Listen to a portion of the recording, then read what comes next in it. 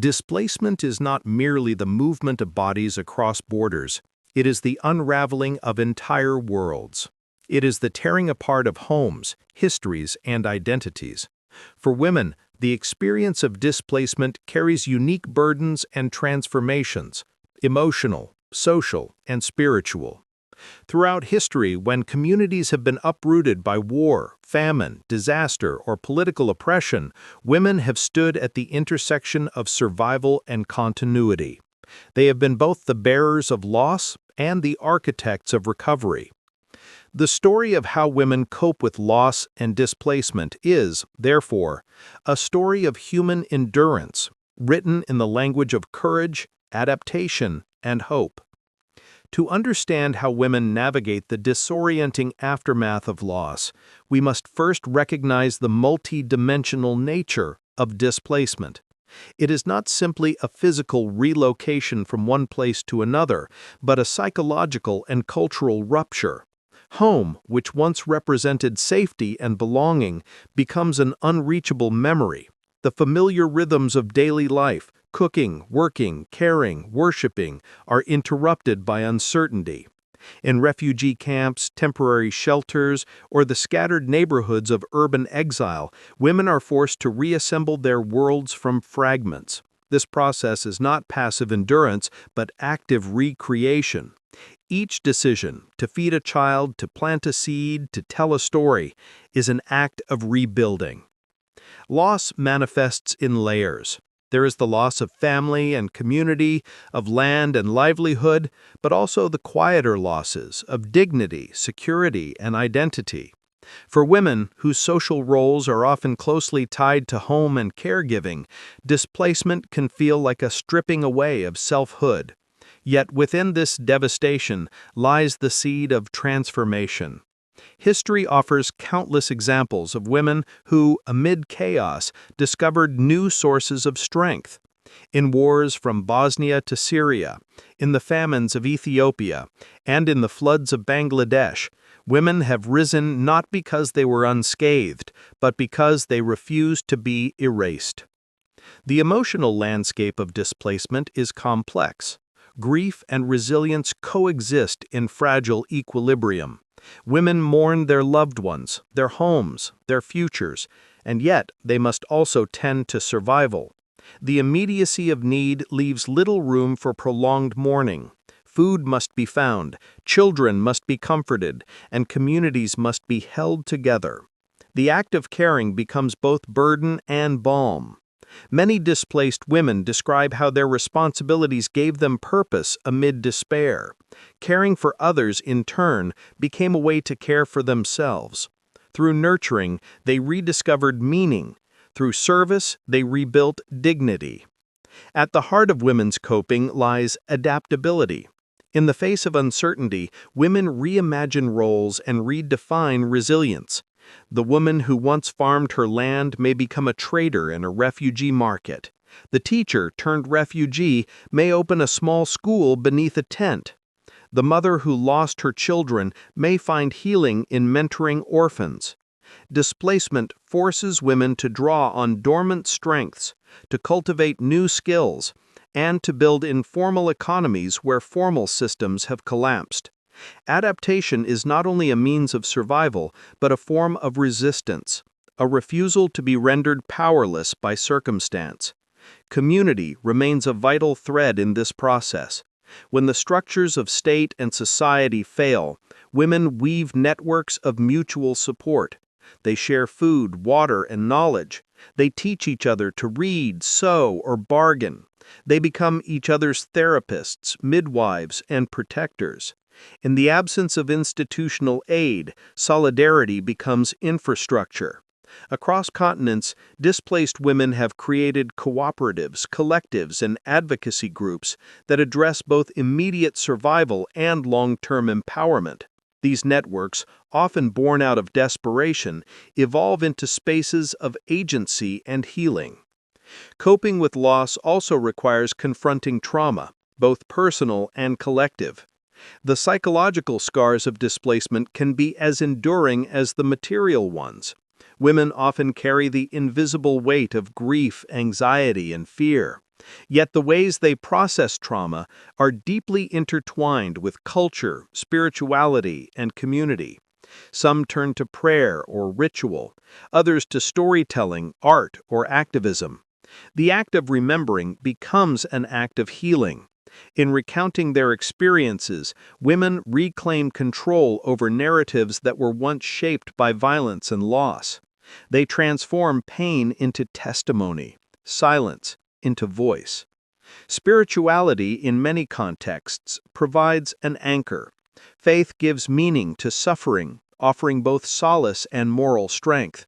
Whether through organized religion or personal belief, displaced women often describe feeling guided by something greater than themselves. Spiritual practices, lighting candles, chanting, fasting, or singing, become daily affirmations of continuity. They connect women to their ancestors, their communities, and their sense of purpose. Through spirituality, they reassert that even when land and home are taken, the soul remains unconquered. Another defining element of coping is the reconstruction of identity. Displacement challenges how women see themselves and how they are seen by others. Social status, class, and gender roles shift dramatically in exile. Some women experience newfound independence as they take on leadership or economic roles previously reserved for men.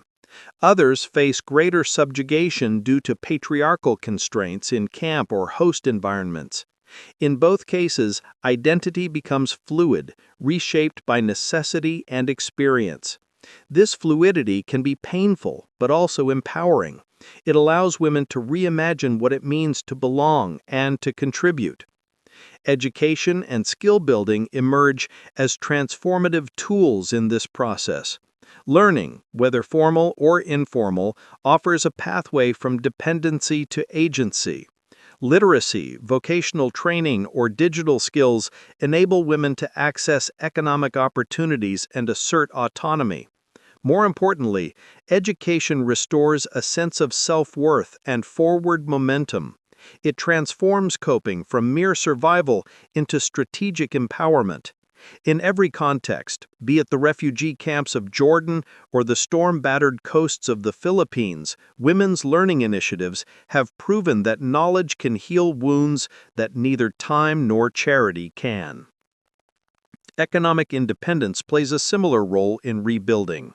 When women earn income, they not only sustain their families but also reshape community power dynamics. Markets, small businesses, and cooperatives become spaces of empowerment. Even in the harshest conditions, women find creative means of survival, selling handmade goods, offering services, or forming savings groups. These economic acts are not merely transactions, they are assertions of existence. To work is to affirm life, to participate in society, to rebuild agency. In this sense, economic survival becomes emotional survival. Coping is never solitary. It unfolds within the web of relationships between women and their children, their peers, their communities, and their environments. Sisterhood, in particular, becomes a lifeline. Women share burdens and joys alike, offering empathy where institutions fall short. The collective experience of struggle creates solidarity that transcends cultural and national lines. The image of women walking together, fetching water, cooking in communal kitchens, and rebuilding homes symbolizes both endurance and unity. Their shared resilience demonstrates that even in exile, belonging can be recreated through care and cooperation. The journey from loss to healing is long and uneven. For some, it takes years to rebuild a sense of stability. For others, it may never fully come. Yet, even amid continued uncertainty, women exhibit remarkable faith in the future. They dream of returning to home, or, when that is impossible, of making new homes worthy of their memories. Hope is not a luxury in these circumstances, it is a survival mechanism. It manifests in small, daily acts. A mother braiding her daughter's hair, a teacher opening a classroom, a woman planting a garden in barren soil. These gestures, though modest, embody the quiet power of endurance. Understanding how women cope with loss and displacement also requires acknowledging the systemic obstacles they face: gender inequality, violence, legal invisibility, and lack of access to resources. Yet, to focus solely on their suffering would be to miss the essence of their resilience. Women are not merely victims of circumstance, they are agents of transformation. They redefine survival in creative and dignified ways, crafting meaning from chaos. Their stories compel us to rethink what recovery truly means, not a return to what was lost, but the creation of something new. This broader narrative connects the personal to the political. Women's coping strategies reveal how deeply gender intersects with global crises. They expose the failure. The shattering of everyday life is often the first, most visceral experience of displacement. For women, this rupture extends beyond the physical loss of home. It tears through the fabric of identity, relationships, and the delicate rhythms of daily existence that once defined normalcy. Before disaster or conflict struck, many of these women lived lives anchored in routine, preparing meals, nurturing children, tending to crops, managing small businesses, or participating in community rituals. These tasks, though ordinary, were the threads that wove meaning into their existence. When displacement comes, whether through war, natural disaster, or forced migration, those threads unravel in an instant. In a matter of hours, sometimes minutes, the familiar becomes foreign. Walls that once echoed with laughter are reduced to rubble, and streets that once carried the scent of morning bread become corridors of chaos. In that chaos, women often emerge as the first responders to survival, gathering children, salvaging essentials, and seeking safety. Yet, amid the urgency of escape, there is a profound internal reckoning, an awareness that life as they knew it may never return. The first days of loss are marked by disbelief and paralysis. Time itself seems fractured. What was once routine now feels unreachable, almost mythical. For many women, the trauma of displacement begins not with the journey, but with the separation from their sense of place. The kitchen that once symbolized care and nourishment becomes a symbol of absence. The markets they frequented, the gardens they tended, the neighbors they greeted, all become memories displaced in their own minds. This loss of the ordinary is often underestimated in its emotional magnitude. To lose one's home is not merely to lose shelter, it is to lose the geography of one's identity. Women articulate this pain through silence, tears, or small acts of remembrance, carrying a piece of cloth, a photograph, or a kitchen utensil as a token of continuity. Displacement also shatters social hierarchies and familial roles. A woman who was once a teacher or a community leader may find herself anonymous in a refugee camp, stripped of her social standing and influence. Others who depended on extended family networks for support suddenly face isolation. In these moments, the psychological toll is immense. Many women describe the early phase of displacement as an experience of being suspended between worlds, no longer belonging to the past, yet not integrated into the present. The weight of uncertainty presses heavily as they struggle to answer questions of survival. Where will we go? How will we live? What will become of us? At the same time, the rupture exposes both vulnerability and resilience.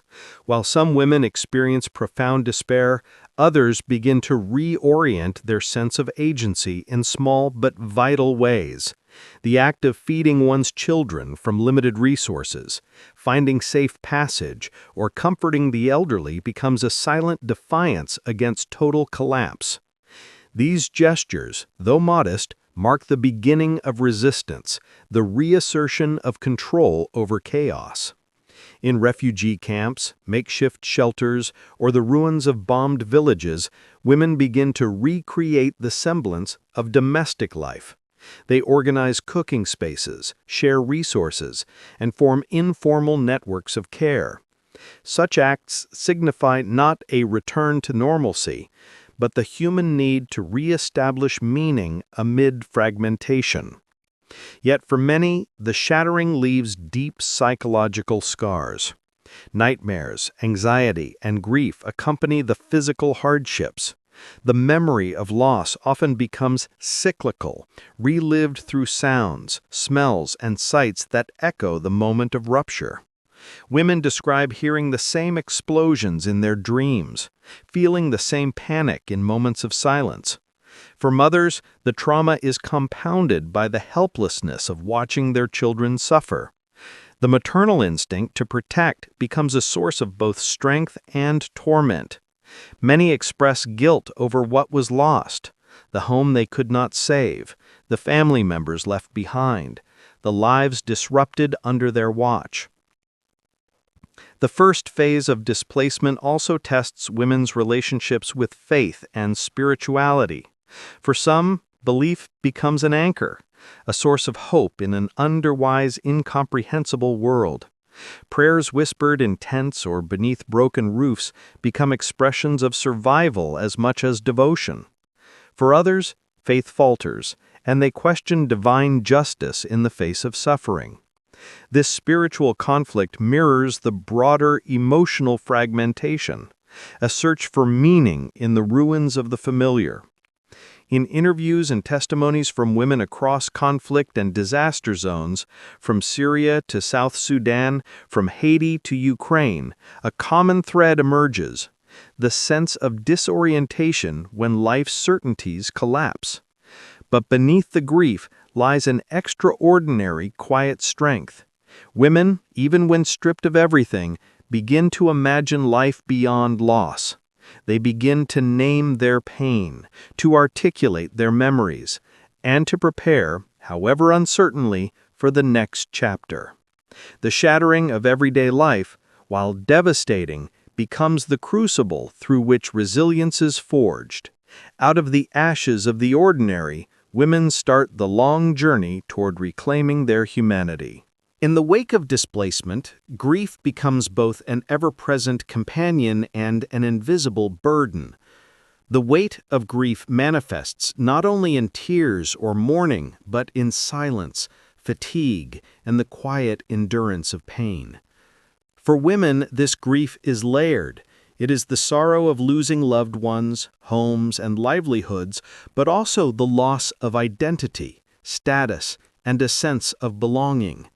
Emotional survival in such conditions becomes an act of willpower and adaptability.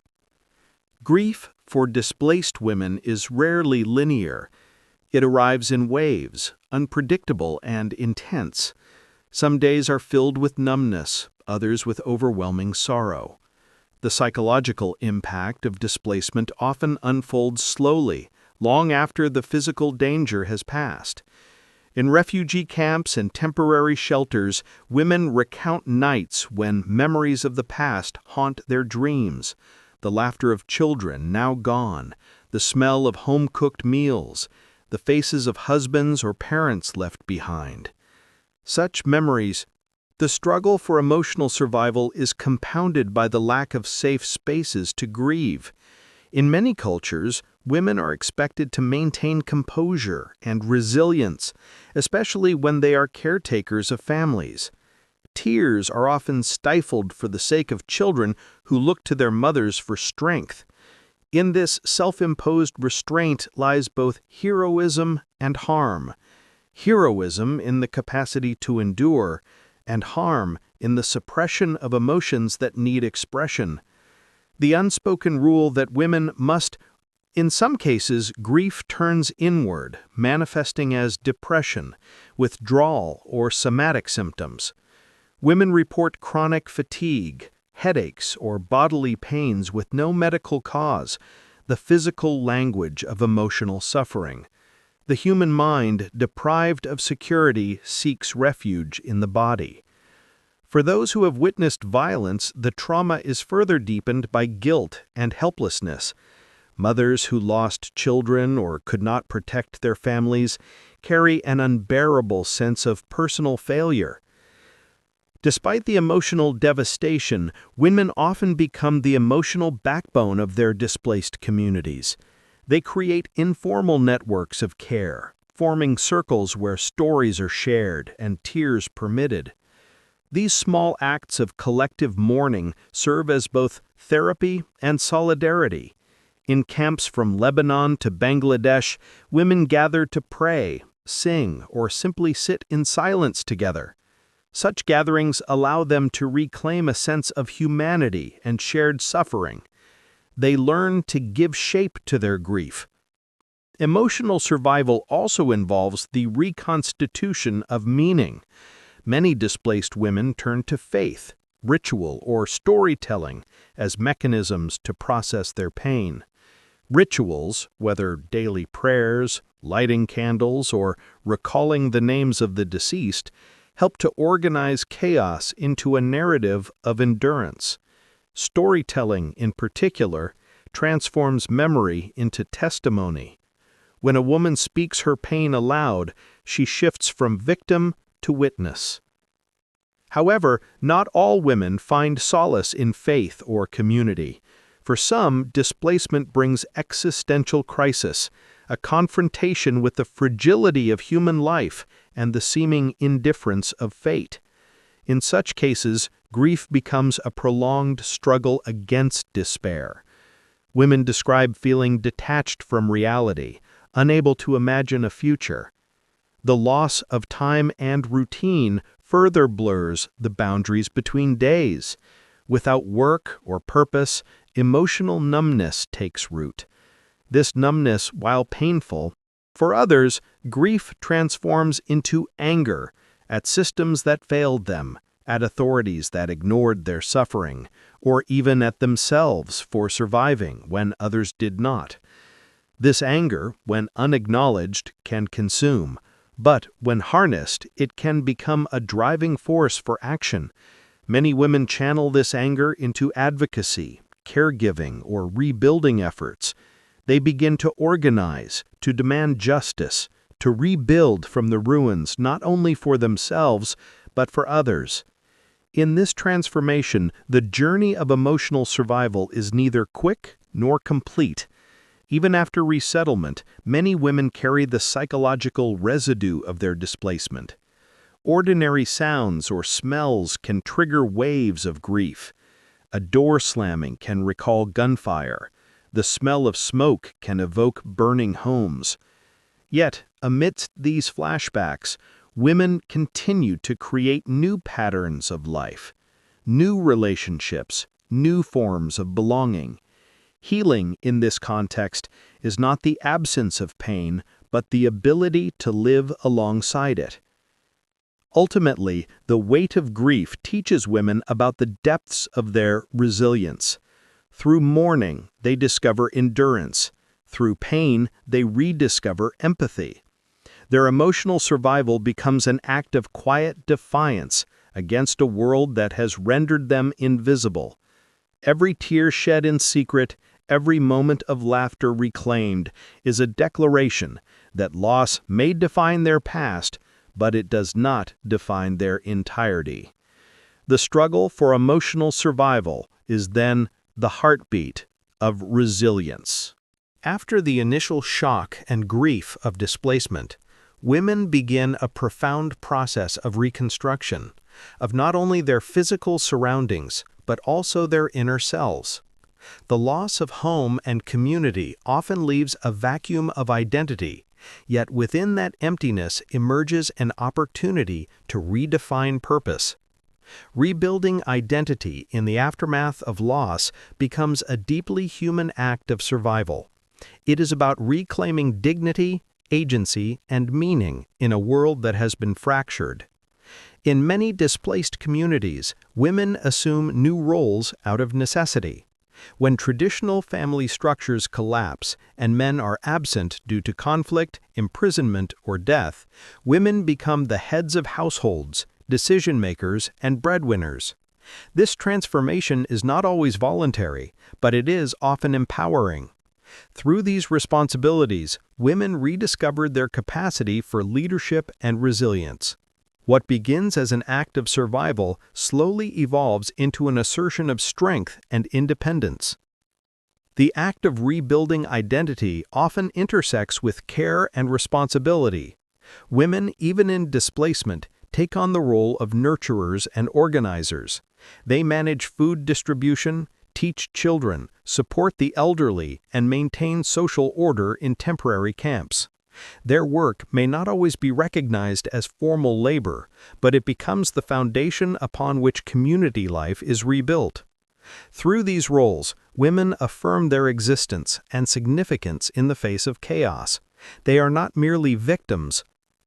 As women adapt to their new realities, they begin to reconstruct narratives about who they are. For some, this means reclaiming professional or cultural identities that were interrupted by displacement. Teachers begin to organize informal classes under trees or in tents. Healthcare workers volunteer to assist in makeshift clinics. Artisans and craftswomen resume their work using whatever materials are available. These actions are not only practical, but deeply symbolic. Motherhood, too, becomes a central aspect of rebuilding.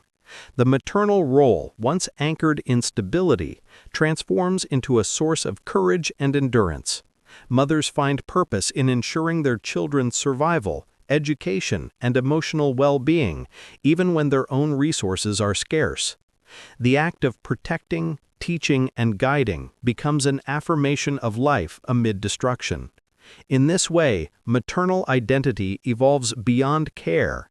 It becomes leadership, advocacy, and an embodiment of hope. For younger women and girls, displacement can mean an abrupt interruption of education and opportunity. Yet it also opens new possibilities for transformation.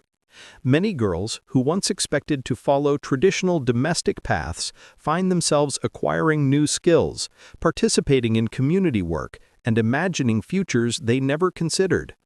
Displacement, while devastating, sometimes catalyzes a renegotiation of gender roles. In this shifting landscape, however, the process of rebuilding identity is rarely smooth. It is often fraught with conflict, both internal and external. Traditional norms may clash with new roles, creating tension between the desire for autonomy and the expectations of community or culture. Some women face criticism for stepping into leadership positions or earning income independently.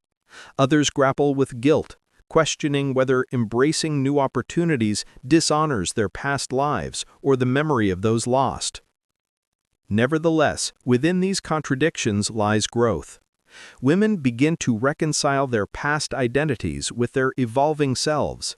They discover that resilience does not require forgetting what was lost, but integrating it into a broader narrative of survival. Each act of responsibility, whether building a shelter, organizing food, or comforting another, becomes a building block in this reconstruction of self. Through work, care, and creativity, purpose for many women becomes the anchor that holds them steady amid uncertainty. Some find it in advocacy, fighting for the rights of displaced people, demanding justice for victims, or working toward peace. Others find it in daily routines, teaching a child to read, cultivating a small garden, or weaving traditional fabrics. Purpose gives structure to grief and transforms it into motion. It allows women to envision a future that extends beyond survival toward renewal.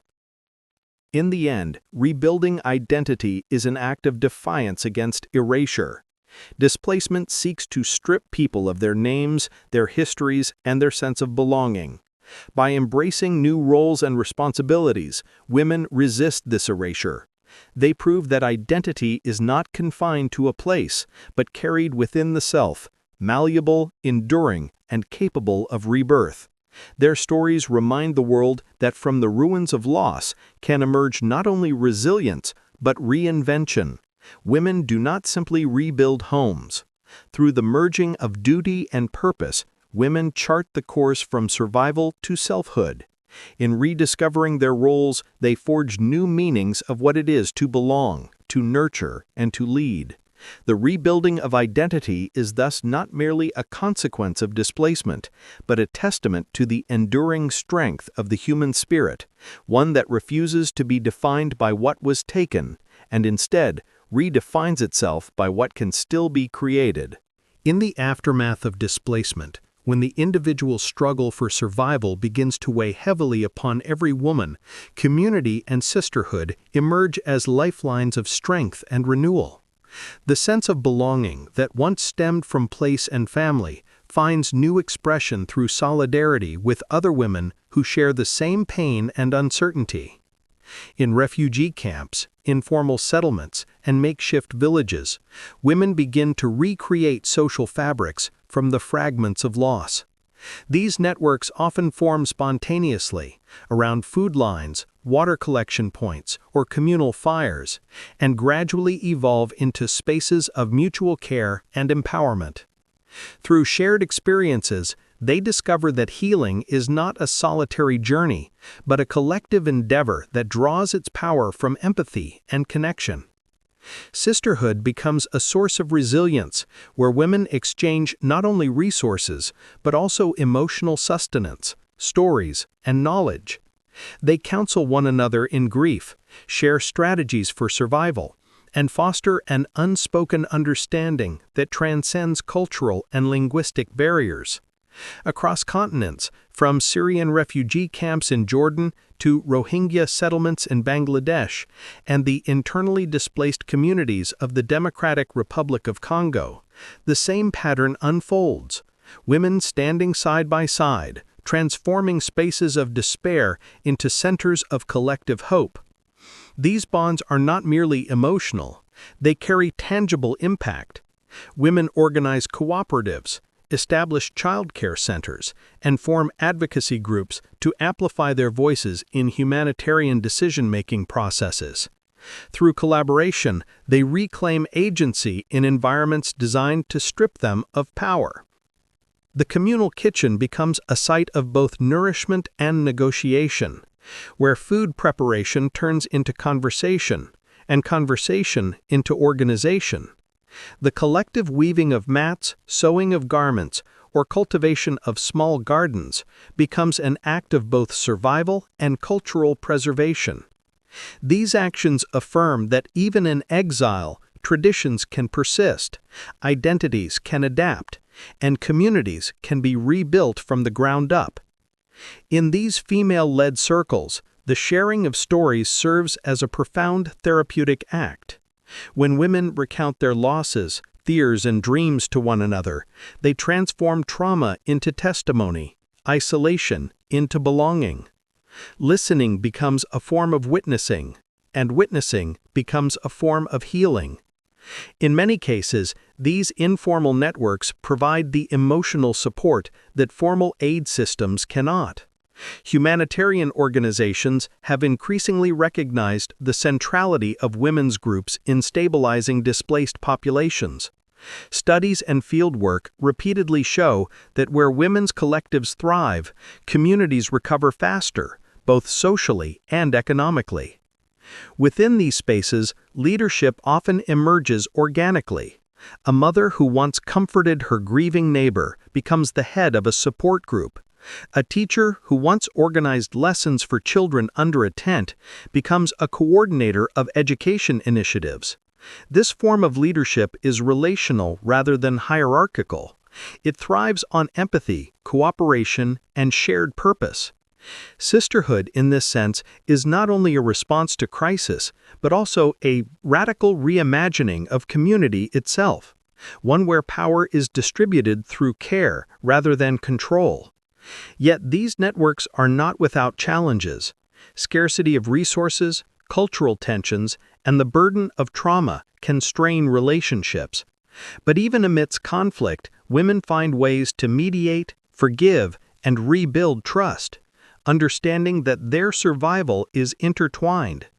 Through collective rituals, shared prayers, songs, or moments of silence, they affirm their unity and create microcosms of peace within chaotic environments. Sisterhood also becomes a channel for advocacy.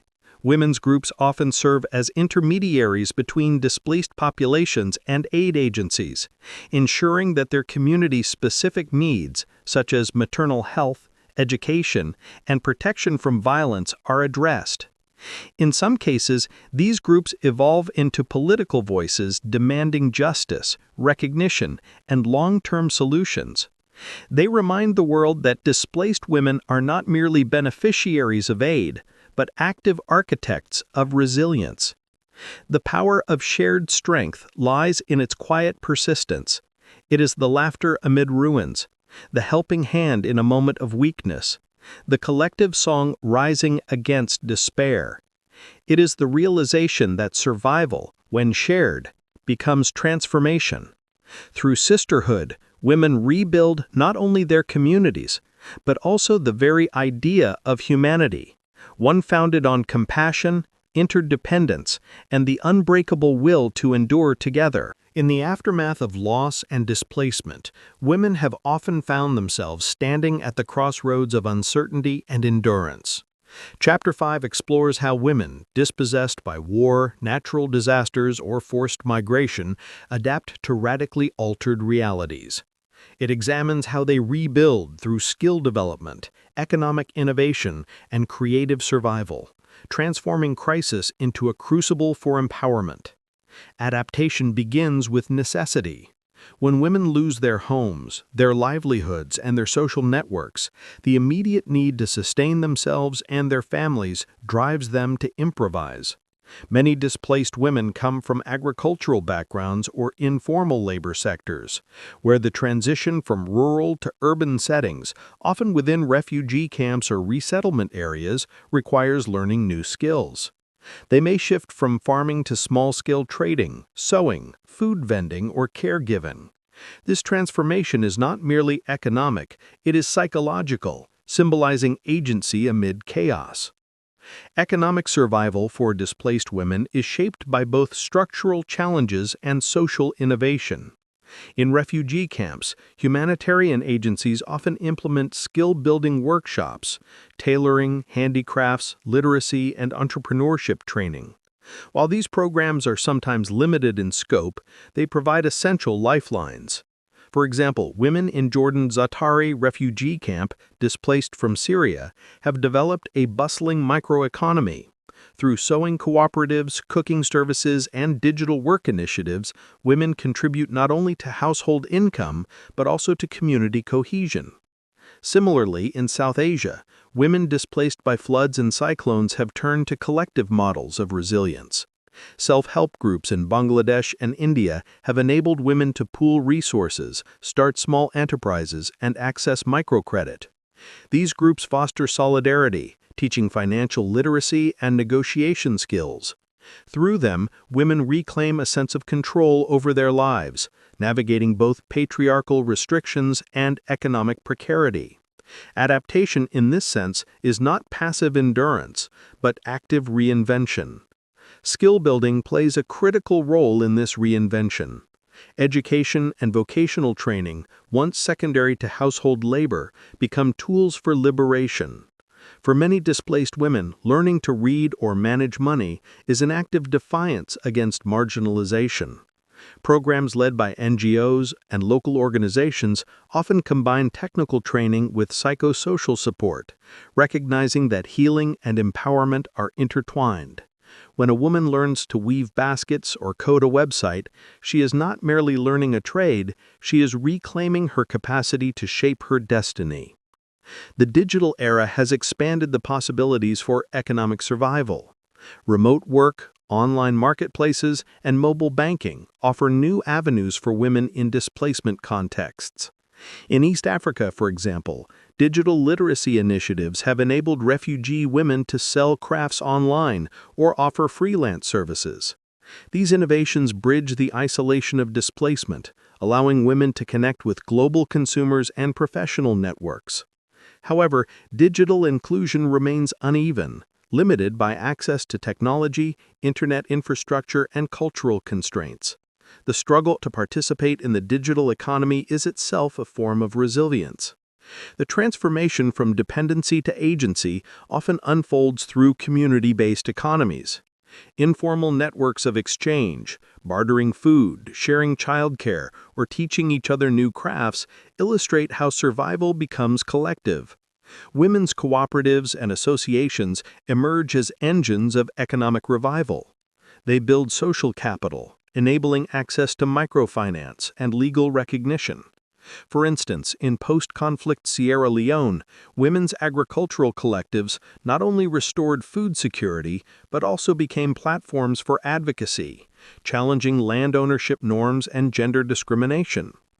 Economic adaptation also reshapes gender dynamics within households. As women become breadwinners or co-providers, traditional power hierarchies shift. In some cases, this empowerment leads to tension, men feeling displaced from their roles, leading to domestic conflict. Yet over time, many families come to recognize women's income as vital for survival. The shift is gradual but profound. Women's work, once invisible, becomes indispensable. Cultural adaptation intertwines with economic survival. Women sustain traditions through crafts, cooking, and storytelling, transforming cultural heritage into economic opportunity. Embroidery, pottery, and cuisine carry the memory of home while serving as commodities in new markets. This fusion of memory and innovation gives displaced women both identity and income. Through art and enterprise, they narrate their histories, asserting continuity in a world that has fractured. Still, the path is fraught with barriers.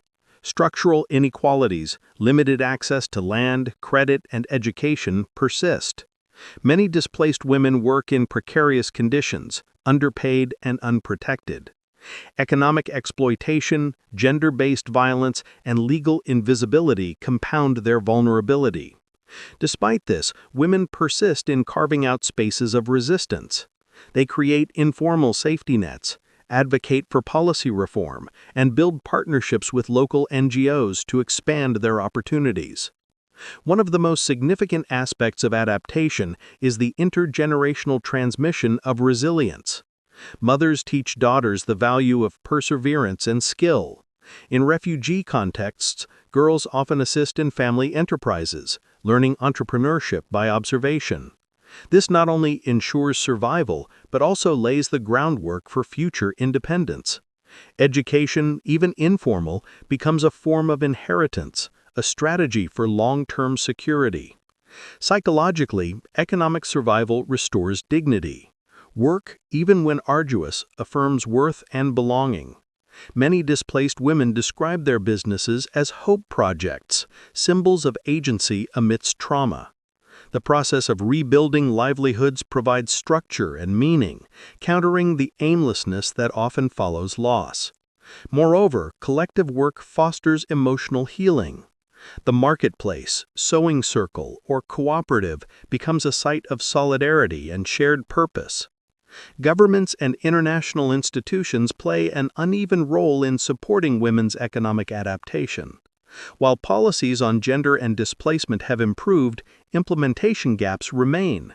Bureaucratic barriers, lack of childcare, and restrictive labor laws hinder participation. Nevertheless, local initiatives often fill these gaps.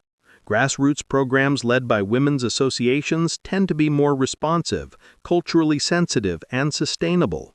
They prioritize empowerment over dependency, ensuring that aid becomes a bridge, not a crutch. Adaptation is also an ecological process. In areas affected by climate displacement, women's economic strategies often incorporate environmental awareness. They engage in sustainable farming, waste recycling, and green entrepreneurship.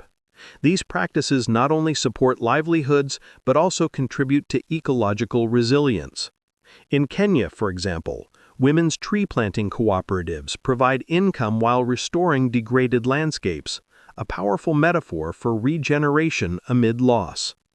The journey of adaptation is not linear. Setbacks, conflict resurgence, policy shifts, or personal tragedy can undo progress. Yet women's capacity for reinvention endures. They adjust strategies, diversify income sources, and continue learning. Flexibility becomes a survival skill. Over time, adaptation evolves from a reaction to crisis into a philosophy of living, an ongoing negotiation between survival, dignity, and aspiration. In conclusion, women's adaptation, skill building, and economic survival after displacement reveal an extraordinary narrative of strength. Through ingenuity, solidarity, and relentless determination, they transform vulnerability into capability. Their stories challenge stereotypes of victimhood, illuminating how resilience is not an inherent trait, but a hard-won practice. Every skill learned, every enterprise built, and every partnership formed is an act of defiance against erasure. Women do not merely survive displacement, they redefine what it means to rebuild a life. Chapter 6 delves into the final yet unending stage of recovery for women who have faced loss and displacement, the journey of healing, hope, and reconstruction. It is not a linear process, but a mosaic of emotional endurance, spiritual renewal, and social rebuilding. Having endured the rupture of home, identity, and belonging, women's recovery unfolds through the interplay of memory, community, and the relentless pursuit of meaning. Healing is not simply about returning to what once was. It is about constructing a new life that acknowledges pain yet transcends it. In the aftermath of displacement, the first phase of healing often involves confronting silence. For many women, trauma resides not only in memory, but also in the body, manifested through exhaustion, anxiety, or numbness. The process of speaking, remembering, and narrating one's experience becomes an act of liberation. In refugee camps and resettlement communities, storytelling circles and therapeutic workshops have emerged as crucial spaces for recovery. Women gather to share what they lost: homes, loved ones, dignity. And in doing so, they begin to reclaim ownership of their narratives.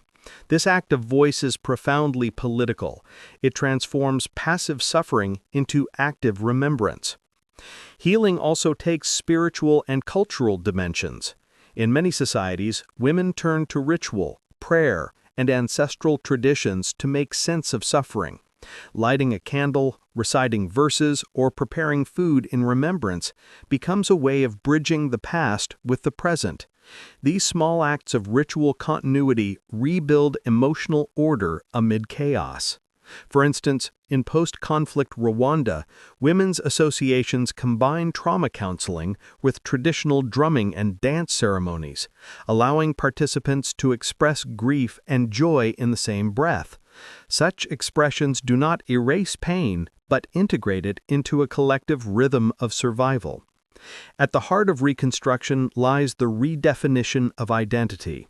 Displacement fractures the sense of self, who one was, and who one must now become. Women who once identified primarily as mothers, farmers, or community members must reimagine their roles in new environments. For some, this reinvention comes through education, pursuing literacy classes or vocational training that opens new pathways. For others, it is through advocacy, joining movements that demand justice for survivors of war, climate disaster, or domestic violence. By engaging in activism, women channel their personal suffering into public transformation, turning loss into leverage for systemic change. The process of healing is deeply intergenerational. Older women often carry memories of resilience from previous upheavals, guiding younger generations in coping strategies. Grandmothers pass down stories of endurance, mothers teach practical survival, and daughters reinterpret tradition through the lens of empowerment. The interweaving of these generational threads sustains hope. In displacement, where formal institutions are often absent, the family becomes both a site of healing and reconstruction, a living archive of resilience. Psychological support plays an essential but complex role. Many humanitarian programs now recognize that economic recovery alone cannot ensure healing. Trauma therapy, group counseling, and art-based interventions have gained prominence. Yet cultural barriers and stigma surrounding mental health often hinder access. Women's peer support groups frequently fill this gap. Through shared empathy, they create informal networks of emotional care, where understanding flows without the need for formal diagnosis. Healing in this sense is relational. It thrives in connection. Hope is not a naive optimism, but a disciplined act of will. It emerges through small victories: a child returning to school, a business reopening, a garden blooming in a barren camp. Each achievement represents defiance against despair.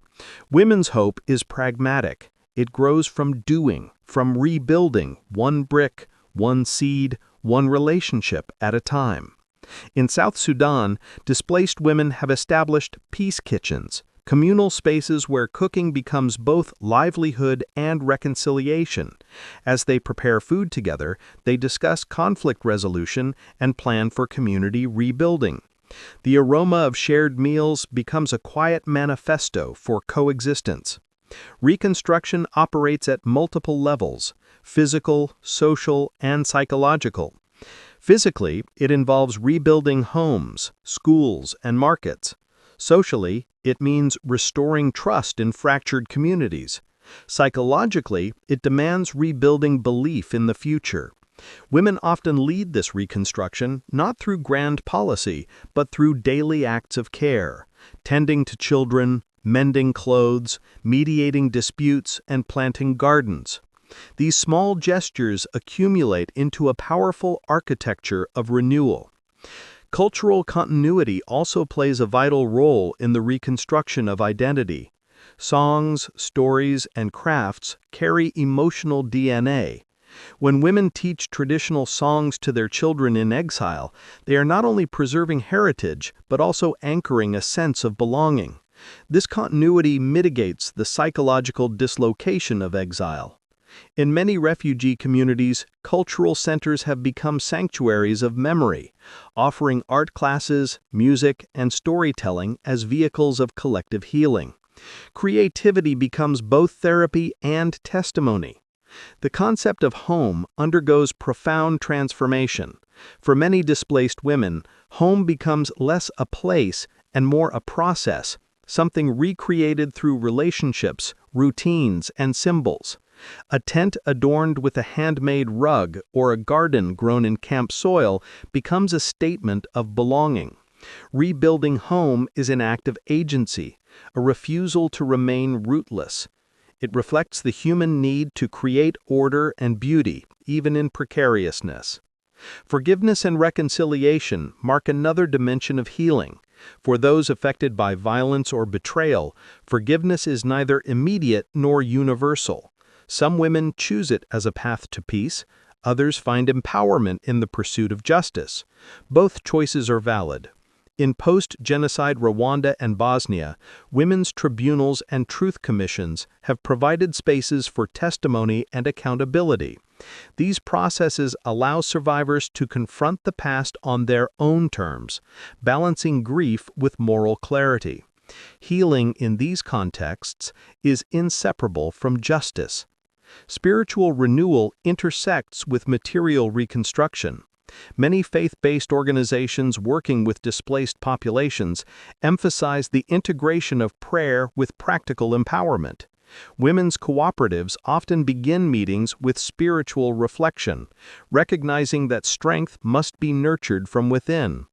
Spirituality does not erase pain, it contextualizes it, offering meaning where rational explanations fail. In camps and villages alike, women draw strength from a sense of divine companionship in adversity. Education emerges as a long-term pillar of hope. Women who gain access to education after displacement often describe it as a rebirth. It opens cognitive and emotional horizons, allowing them to see beyond immediate struggle. Literate women not only secure better livelihoods, but also advocate for their rights and their communities. The ripple effect of women's education transforms societies. Children attend school, health outcomes improve, and civic participation expands. In this way, healing becomes a social contagion, spreading through empowerment. Reconstruction is rarely free from contradictions. The return to normalcy can expose new inequalities. Not all women benefit equally. Widows, single mothers, and disabled women often face systemic exclusion. Recognizing these disparities is essential for inclusive recovery.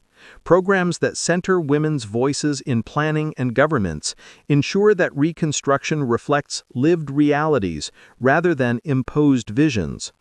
Empowerment is sustainable only when built on equity. Environmental restoration intertwines with human recovery. Many displaced women lead ecological initiatives, viewing the healing of the land as an extension of self-healing.